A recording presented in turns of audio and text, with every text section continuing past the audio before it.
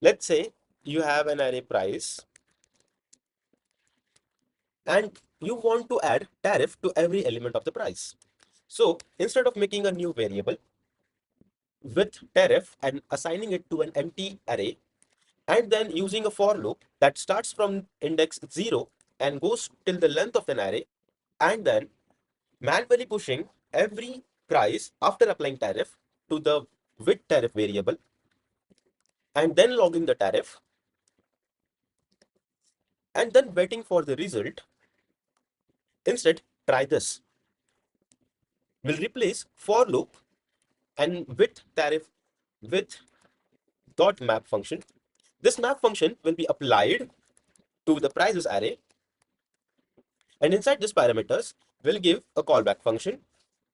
Inside this parenthesis, we give an attribute price, which will represent current item in the loop. And after this arrow, you can return prices after multiplying them with tariff. Try to log this again. Same functionality, less code. Happy developer.